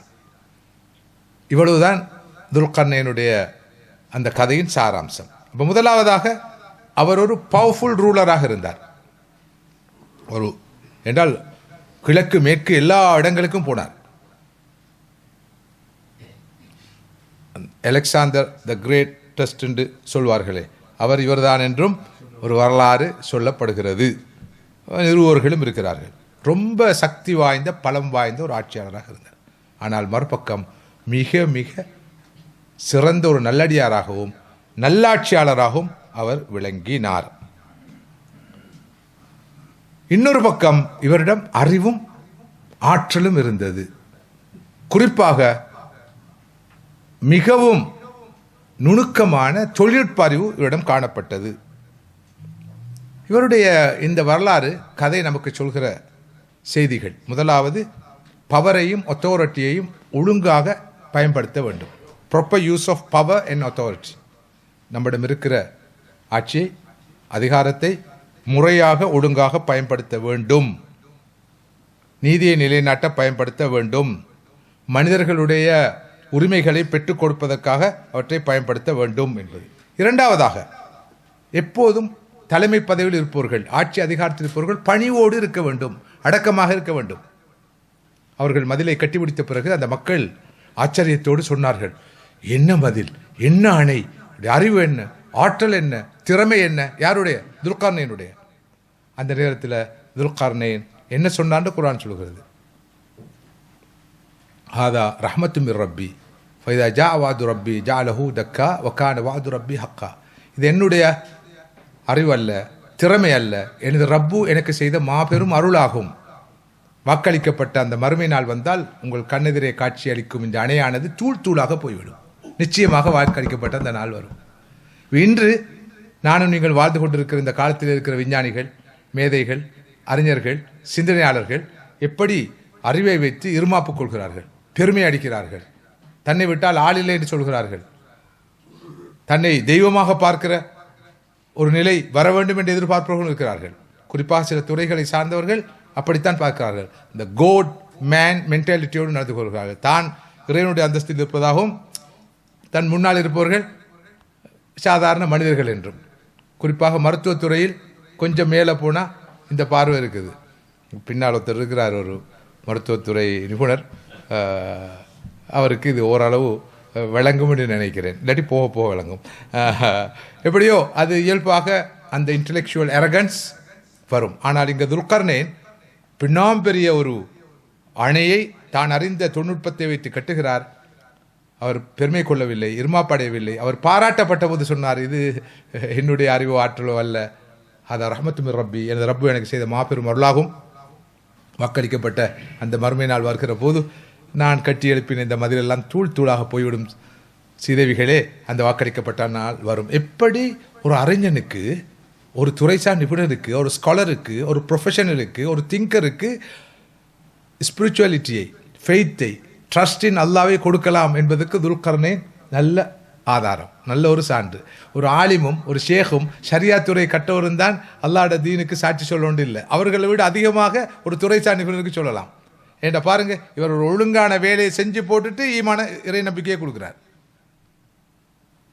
அது மிகப்பெரிய தாக்கத்தை ஏற்படுத்தும். எனவே தான் அடிக்கடி சொல்வதுண்டு, இந்த அறிஞர்களால், துறைசார் நிபுணர்களால், இன்டெலெக்சுவல்ஸ் அல்லது எஜுகேட்டட் அல்லது ப்ரொஃபஷனல்ஸ் என்று சொல்லப்படுவர்களால் அல்லாஹ்வுடைய தீனுக்கு மிகப்பெரிய சாட்சி சொல்லலாம். என்றால் அவர்களுடைய துறையை வைத்தே மனிதர்களுக்கு இறை நம்பிக்கையை கொடுக்கலாம், ஆன்மீகத்தை கொடுக்கலாம். அது மிகவும் தாக்கமிக்கதாக இருக்கும். அதுக்கு நல்ல உதாரணம் துல்கர்னைன். இன்று தேவை நமக்கு துல்கர்னைன்கள். இந்த பக்கம் ஷரியா துறை அறிஞர்கள் இருந்துட்டு போட்டோம், அதுக்கு தான் நாம் இருக்கிறோமே. இங்கே போட்டிக்கு யாரும் வர வேண்டிய அவசியம் இல்லை. நமக்கு மாத்திரமே இந்த மைக் இருக்கட்டும், இந்த ஹெட் டேபிள் இருக்கட்டும், வேறு யாரும் போட்டிக்கு வராமல் இருக்கட்டும், நாம் பாதுகாப்பாக இருப்போம். ஆனால் அதுக்கு நிறைய பேர் இருக்கிறாங்க போட்டி போடுறதுக்கு. ஆனால் துல்கர்னைன்கள் குறைவு.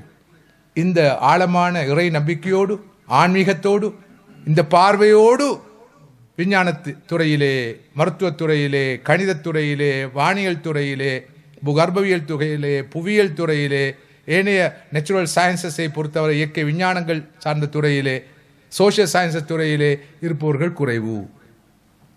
எனவே அந்த இக்ரா பிஸ்மி ரப்பிக் அல்லதீ ஹலக், படைத்த இறைவனுடைய பெயரால் வாசிக்கின்ற, சிந்திக்கின்ற, ஆய்வு செய்கின்ற, மனித சமுதாயத்துக்கு தேவையான கண்டுபிடிப்புகளை வழங்குகின்ற ஒரு சாரார் உருவாக்கப்பட வேணும். எனவே அந்த வகையில் மிகச்சிறந்த ரோல் மாடலாக, அடையாள புருஷராக யார் இருக்கிறார்? துல்கர்னைன் இருக்கிறார். ஓகே, அடுத்ததாக எல்லா விஷயங்களிலும் அல்லாஹ்வுடைய உதவி நாடப்பட வேண்டும். இப்போ துல்கர்னைன் சொல்லவில்லை, உங்களுக்கு பாதுகாப்பு தேவையா, நான் இருக்கவே இருக்கிறேன், என்னிடம் அறிவு இருக்குது, ஆற்றல் இருக்குது, திறமை இருக்குது, தொழில்நுட்பம் இருக்குது, எல்லாம் கொண்டு வாங்க, உங்களை பாதுகாக்கிறதுக்குள்ள வழி செய்கிறேன். இல்லை, அல்லாஹ் அவருடைய துணை கொண்டு, அவனது உதவியை கொண்டு, அவனது வழிகாட்டலோடு தான் என்னால் இதனை சாதிக்க முடியும் என்பதை அடுத்து சொல்கிறார். எனவே ஸ்பிரிச்சுவல் எண்ட்ஸுக்கு மெட்டீரியல் மீன்ஸ் தேவைப்படும். மெட்டீரியல் மீன்ஸை வைத்து நாம் அடைய வேண்டியது ஸ்பிரிச்சுவல் எண்ட்ஸ், ENDS. ஆன்மீக ரீதியான அடைவுகளை பெற்றுக்கொள்ள, இலக்குகளை அடைந்து கொள்ள மெட்டீரியல் மீன்ஸ் உதவும். ஆன்மீக ரீதியான மேம்பாட்டை பெற காசு உதவும், பணம் உதவும், நிலபுலன் உதவும்.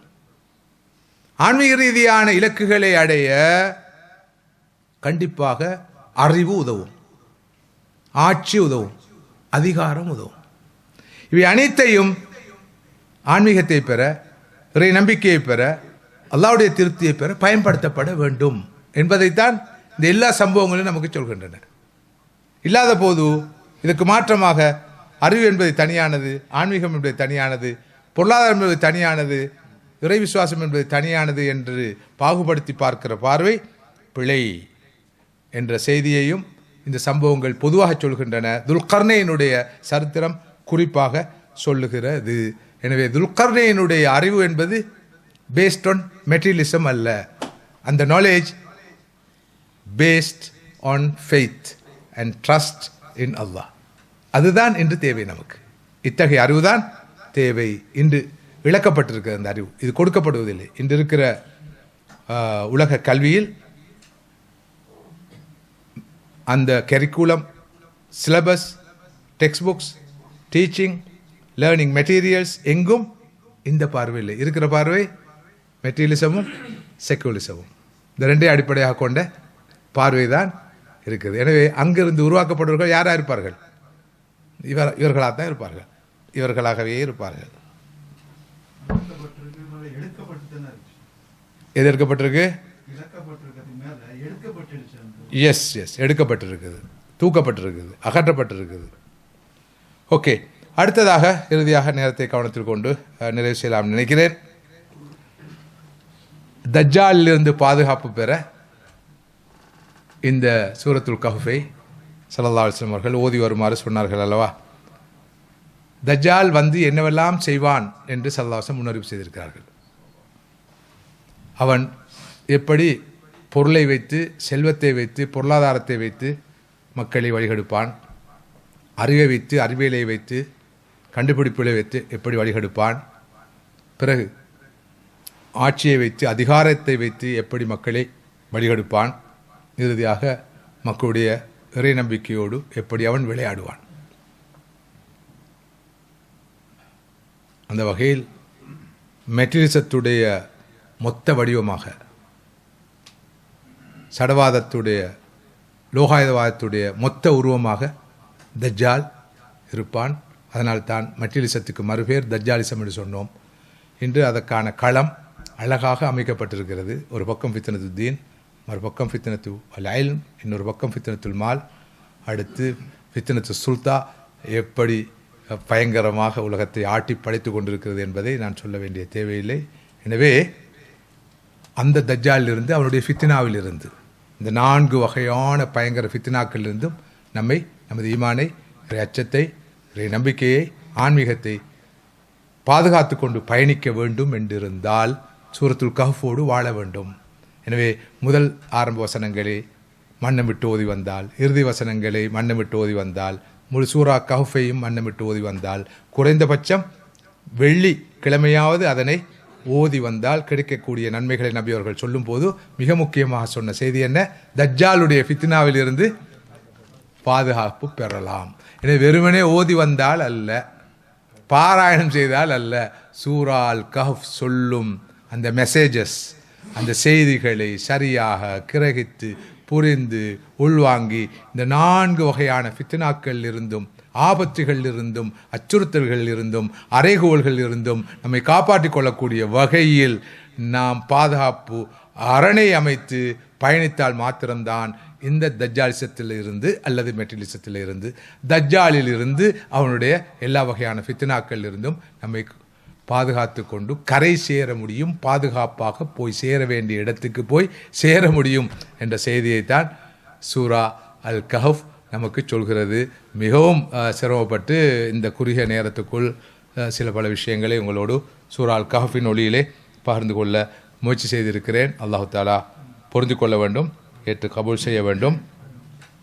மீண்டும் ஒரு முறை சூரா அல் கஹஃபை அமைதியாக இருந்து ஆறுதலாக இருந்து கவனத்தை குவித்து ஓதுமாறும் படிக்குமாறும் ஆராயுமாறும் அது சொல்லும் செய்திகளை உள்வாங்குமாறும் குடும்ப மட்டத்தில் நண்பர்கள் மட்டத்தில் எல்லோரும் கூடி கலந்துரையாடுமாறும் வேண்டி அந்த அமானிதத்தை நீங்கள் நிறைவேற்றுவீர்கள் என்ற எதிர்பார்ப்போடு இந்த அமர்வை இத்தோடு நிறைவு செய்து கொள்கிறேன்.